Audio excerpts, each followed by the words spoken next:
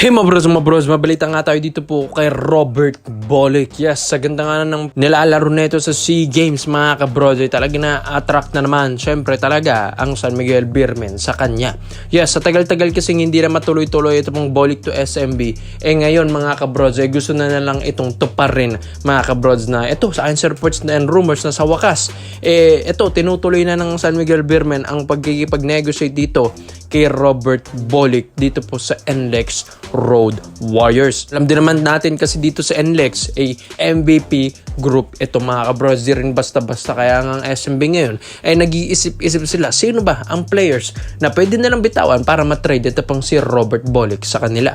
Yes mga kabros, alam din naman natin sa ganda ng mga pinaggagawa nito ni Robert Bolick ngayon sa PBA, sa ganda ng mga stats na pinaggagawa niya, sa ganda nga ng mga performance niya dito sa SEA Games mga kabros, sa mga ginawa niya mga kabros. Ito ang kailangan ng SMB ngayon ng mga katulad ni Robert Bolick, isang talagang confident na player, grabe kong maglaro, hustle play, grabe kong umiscore. Kaya mga kabros, dito kay Robert Bolick talagang di na ako magugulat kung ito yung irarush ngayon ng San Miguel Beermen. Alam din naman natin na playoffs round na tayo, kailangan din ng SMB ngayon ng mga ganitong players na katulad ni Robert Bolick na isang scorer and great defender rin. Kung tutuusin mga kabros, ito po kasing si Bolick talagang score din talaga, scorer rin kasi na PBA player to, talagang one of the best scorer na PBA player ito pong si Robert Bolick. Kaya pag ito yung makuha naman ng San Miguel Beermen na ito, nagre-rebuild nga ng lineup ang SMB dahil alam nila na gusto nilang gawin yung grand slam bid na ginagawa nila ngayon mga kabrods. Yes, alam din natin na gusto nilang maging back-to-back champion ngayong All Filipino Cup kung makukuha nga daw nila ito pong si Berto Robert Bolick. Ang problema lang mga kabrods, yes, may problema kasi isang laro, isang tama, isang tsansa, isang sandali, maranasan itong lahat. 1xBet. At suportahan ang paborito mong koponan sa PBA Games natin, All Filipino Cup and NBA Games Season 2025 to 2026. Yes, may problema kasi ito po kasing NLEX Road Warriors gusto palang makuha ito pong si CJ Perez. So, ibibigay nga lang daw nila or bibitawan lang daw nila ito pong si Berto. Kung mabibitawan naman ng San Miguel Beermen, ito pong si CJ Perez. Kung baga one-on-one trade mga kabrods. Pero, syempre, nag-respond din naman ng SMB na hindi nga daw yun mangyayari. Dahil malabo nga daw mabitawan ng San Miguel Beer, ito pong si CJ Perez, alang-alang lang kay Berto Robert Bolick. Dahil ang plano kasi ng SMB dito ay pagsasama nila sa isang kupunan ito pong si Berto and CJ Perez. So, ang ganda kasi ng combo nito, maski nga dong FIBA World Cup against Serbia, talagang isa itong dalawang duo na ito, mga kabrods, Berto and CJ Perez sa isang kupunan. Ang ganda nga daw ng performance na yun, ang ganda ng combination na yun. Kaya gusto ulit nilang mangyari yun. Pero dito sa SMB nila gagawin mga kabrods. Kumbaga ito po kasing SMB, nagre-rebuild na ito ng super team lineup mga kabrods. Kaya kung di man nila mabitawan si CJ Perez, ang dami nga daw pwedeng i-offer ito pong San Miguel Beermen sa NLEX Road Warriors.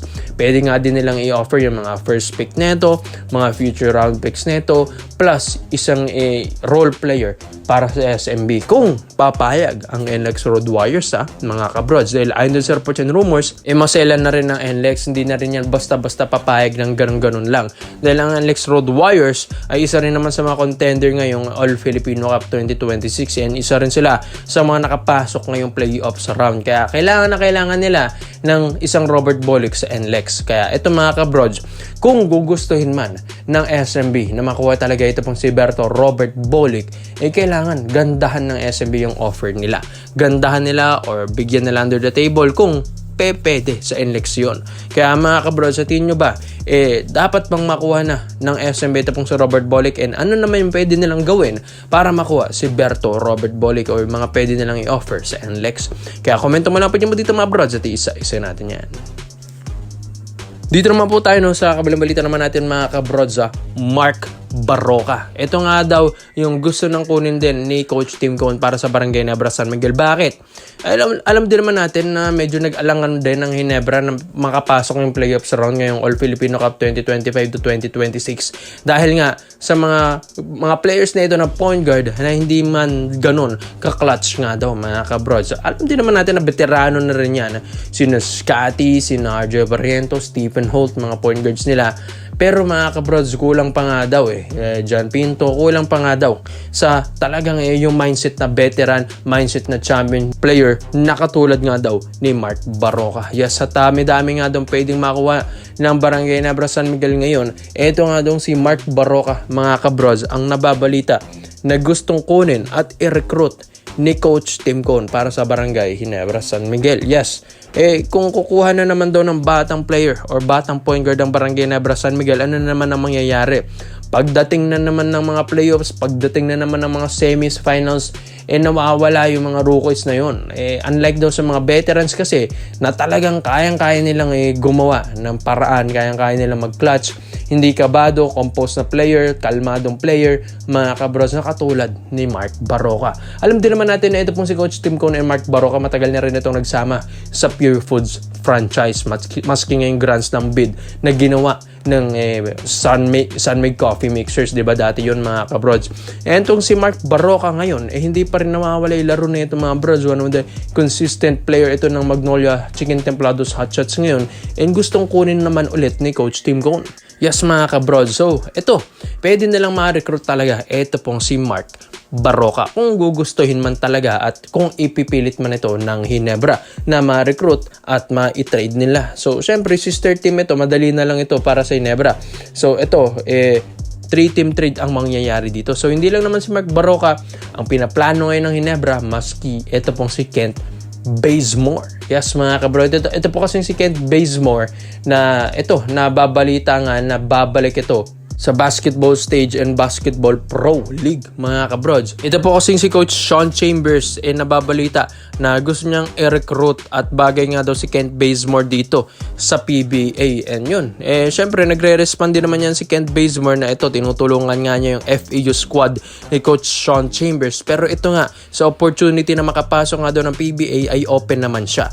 Kaya ang Barangay Nebra San Miguel ngayon gustong kunin ito pong 6'4 shooting guard na NBA player na ito. Kung di nyo man kilala, ito pong si Kent Bazemore mga broads, isang NBA star ito dati ng Golden State Warriors and Los Angeles Lakers. Huli na niyang pinaglaruan yung LA Lakers nung 2022. Yes, naging kakampi pa niya si LeBron James dyan. So, one of the best shooter ito dati ng Lakers nung 2022. Pero after niyan, ito, nang nag-NBA J League na siya, ito na, as of now, nasa Capital City Go-Go na ito. And kaedad lang naman ito ni Justin Brownlee, pero ang pinagkaiba nga lang, mass scorer ito kay Justin Brownlee mga kabrod. So, kung may JB na, bakit kukunin pa nila?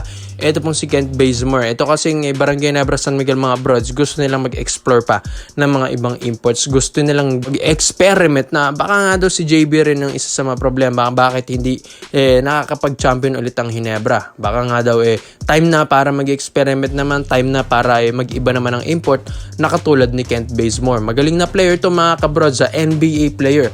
Walang-wala nga daw sa mga import na kukunin ngayong mga teams ngayon sa PBA dahil ito, legit NBA player, legit NBA star, and kilalang kilala na rin ito pong si Kent Bazemore. Kaya ikaw mga bro, sa tingin nyo sa lahat po ng mga Barangay Nebra fans, dapat bang makuha ng Ginebra ngayon ito pong si Mark Barroca na point guard, and makuha ito pong si Kent Bazemore naman na next season as their import sa next conference? Kaya komento mo lang po dito mga bro, sa isa-isa natin yan. Salamat po sa panonood mga bro. This is Kings Basketball Trade-Offs. Yun lang.